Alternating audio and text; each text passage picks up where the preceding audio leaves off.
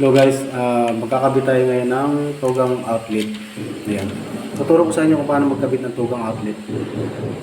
Itong video na to guys, hindi ito para sa mga galing na electrician. Para lang to sa mga mag-uumpisa pa lang mag-electrical. Yung mga baguhan pa lang. Ayan. Itong outlet na to guys, tugang to. Tapos, screw type siya, screw type. Yung iba kasing outlet, depende sa outlet. Yung iba kasi disuksok lang, yung sinasalpak lang sa butas. Ito kasi di-screw. Ayan. Bali kailangan lang natin guys mag-jumper dito. Tapos jumper tayo papunta roon. Yung mga kailangan natin ito para makapag-install tayo ito is Phillips screw, cutter, pliers or long nose. Ito guys. Bali, kailangan kung nagbalat kayo nito, huwag nyo habaan para hindi siya lalabas dito. Kasi delikado kasi, lalo na pagka kumitan yung utility box mo, pangsamayat. Kailangan sakto lang. Ayan. Siguraduhin lang natin guys na mahigpit yung kaka-screw natin para hindi siya mag-spark. Ayan. Kailangan mahigpit na mahigpit.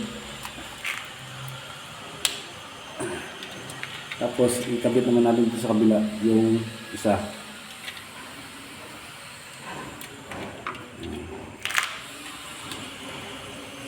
Siyempre talagang mahigpit ang kailangan. Tapos ito naman dalawa guys. Dito naman sa kabilang dulo. Ayan. Ayan. Yung papunta sa kabilang atin dyan para magkaroon siya ng power.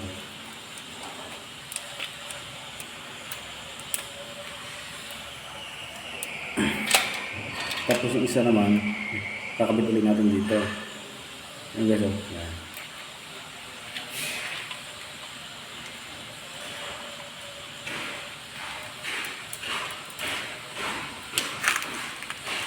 Kailangan yung dalawang linya guys. Laging magkabilaan siya. Huwag nyo pagsasamahin dito sa dalawa na itong side na ito, yung linya, yung line to kasi ipuputok yun. Kailangan laging nandito. Okay. Tapos kasi ito hindi pa finish yung wall. Yung screw kailangan importante dito na yan. Yan. Para pagka itinik sa atin to, hindi mawawala yung screw. Babalutan natin ito ng plastic. So, para hindi siya madumi na ng nagpipintura. Yan.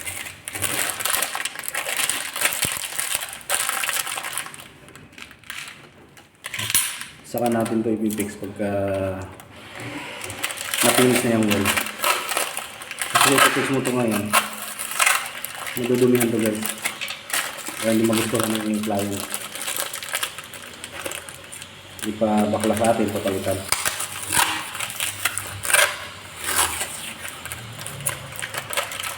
Kaya lang natin siya nakaganito.